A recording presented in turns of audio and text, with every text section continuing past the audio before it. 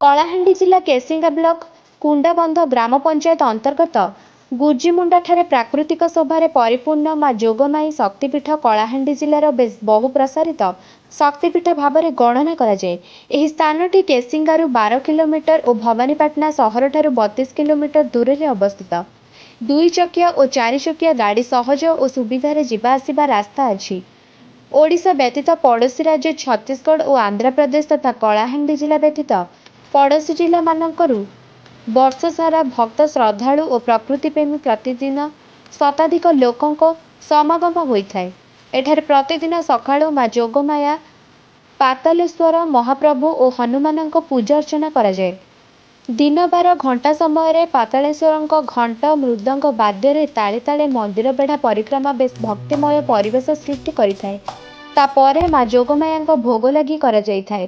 ମନ୍ଦିର ପରିସର ମଧ୍ୟରେ ଥିବା ଅଖଣ୍ଡ ଜ୍ୟୋତି ଯାହା ଚୈତ୍ର ମାସ 2013 ମସିହାରୁ ଦିବାରାତ୍ର ପ୍ରଜ୍ୱଳିତ ଭକ୍ତ ଓ ଶ୍ରଦ୍ଧାଳୁ ଅଖଣ୍ଡ ଜ୍ୟୋତି ପାଇଁ ଘିଅ ଦାନ କରୁଛନ୍ତି। କାମଧେନୁ ଗାଈ ସହିତ ଅନ୍ୟ ପାର୍ଶ୍ୱ ଦେବାଦେବୀ ମନ୍ଦିର ଚାରିପଟେ ଉପବେଷ୍ଟନ କରି ପୂଜା ପାଉଛନ୍ତି। ସମସ୍ତ ଦେବାଦେବୀଙ୍କୁ ଦର୍ଶନ କରି ଶ୍ରଦ୍ଧାଳୁ ବେଶ ଆନନ୍ଦ ଅନୁଭବ କରନ୍ତି। ଏଠାରେ 12 ମାସରେ 13 ପର୍ବ ପାଳିତ ହେବା ମଧ୍ୟରେ ମୁଖ୍ୟ ପର୍ବପର୍ବାଣୀ ଭାବରେ ସୋମବାର ପୂଜା, ମକର ସଂକ୍ରାନ୍ତି, ମହାଶିବରାତ୍ରି, ଜାଗର ଯାତ୍ରା, ଚଣ୍ଡୀ ପୂଜା, ବୋଲବମ୍, ଦଶହରା ଯାତ୍ରା ବହୁ ଆଡମ୍ବର ସହକାରେ ପାଳିତ ହେବା ସହ ମାନସିକ ପୂଜା, ଜଳାଭିଷେକ ପ୍ରମୁଖ କାର୍ଯ୍ୟ ମଧ୍ୟ କରାଯାଇଥାଏ। ମୁଖ୍ୟ ମନ୍ଦିର ପ୍ରବେଶ ପଥ ପୂର୍ବ ଦିଗରୁ ଶିଶୁ ପ୍ରମୋଦ ଉଦ୍ୟାନ ମଧ୍ୟ ବେଶ ଚିତ୍ତାକର୍ଷକ ହୋଇଥିବାରୁ ଛୋଟ ବଡ଼ ସମସ୍ତଙ୍କୁ ଆକର୍ଷିତ କରିଥାଏ ତଥା ବେଶ ଉପଭୋଗ କରୁଥିବାର ଦେଖିବାକୁ ମିଳେ। ମୁଖ୍ୟ ମନ୍ଦିରଠାରୁ ଆଖପାଖି 1 କିଲୋମିଟର ଉତ୍ତର ଦିଗକୁ ଗଲେ ଦେଖିବାକୁ ମିଳେ ଦେବଗୁମ୍ଫା। ଦେବଗୁମ୍ଫାରେ ପୂଜା ପାଆନ୍ତି ମହାଦେବ ଶିବ। ଗୁମ୍ଫା ଭିତରେ ଥିବା ଶିବଲିଙ୍ଗ ପ୍ରତିବର୍ଷ କିଛି ପରିମାଣରେ ବଢ଼େ। 3.5 ଫୁଟରୁ ବଢ଼ି ବର୍ତ୍ତମାନ 13 ଫୁଟ ହୋଇଛି ବୋଲି ପୂଜକ ମତବ୍ୟକ୍ତ କରିଥିଲେ। ଦେବଗୁମ୍ଫାକୁ ଯିବା ପାଇଁ ଭଲ ରାସ୍ତା ନଥିବାରୁ ଯିବା ଆସିବା ପାଇଁ ଅସୁବିଧା ସମ୍ମୁଖୀନ ହେବାକୁ ପଡୁଛି ତଥା ଗୁମ୍ଫା ଉପରକୁ ଯିବା ପାଇଁ ପାହାଚର ଆବଶ୍ୟକତା ରହିଛି। ମା ଯୋଗମାୟା ପୀଠକୁ ଯିବା ଆସିବା କରିବା ପାଇଁ ଗମନାଗମନର ବ୍ୟବସ୍ଥାର ଆବଶ୍ୟକତା ରହିଛି।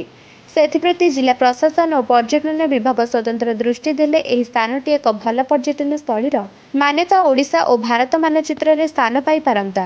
ଆସନ୍ତୁ ଆମେ ବୁଝିବା ମନ୍ଦିରର ପୂଜକ ମହାଶୟଙ୍କ ଠାରୁ ତାଙ୍କର ପ୍ରତିକ୍ରିୟା ନେବା ଯେ ମନ୍ଦିରର ରୀତିନୀତି ଓ କାର୍ଯ୍ୟକ୍ରମ ଉପରେ। ଆପଣଙ୍କୁ ନିରପେକ୍ଷ ନ୍ୟୁଜ୍ରେ ସ୍ୱାଗତ ଜଣାଉଛି। ଆପଣଙ୍କର ପରିଚୟ?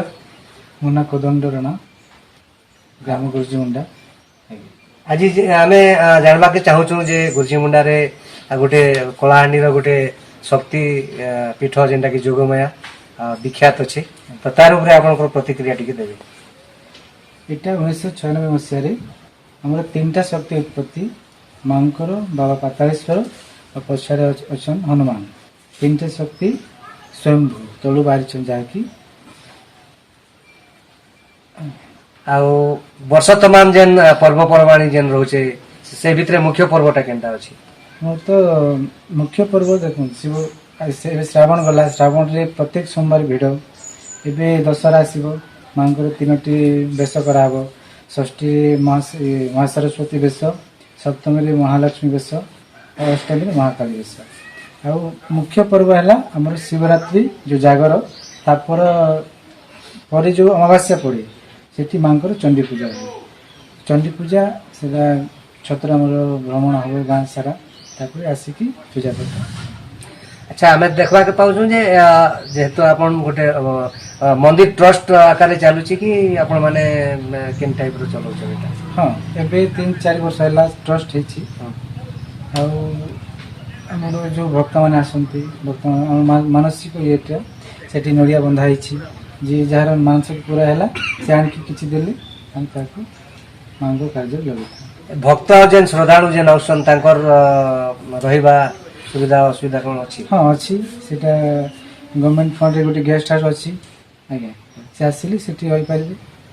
ଆଜ୍ଞା, ଆଉ ଆପଣ ସରକାରଙ୍କୁ ଆଉ କେଉଁ ପ୍ରକାରର ସାହାଯ୍ୟ ସହଯୋଗ ମାଗୁଛନ୍? ଆମର ତ ବହୁତ ଅଛି, କିନ୍ତୁ ଯେତେ ବି ଆସିଛନ୍ତି ଆମର ସାଂସଦ ହଉ କିମ୍ବା ଆମର MLA MP ସମସ୍ତେ ଆସିକି ଯାଇଛନ୍ତି। ଯାହାଙ୍କ ଟାଇମ୍ରେ ସେମାନେ ଆସିକି ଯାଇଛନ୍ତି। ଆସିଲା ପରେ ହଁ ଏଇଟା କରିବା ସେଟା କରିବା, ଗଲା ପରେ କିଛି ନାହିଁ।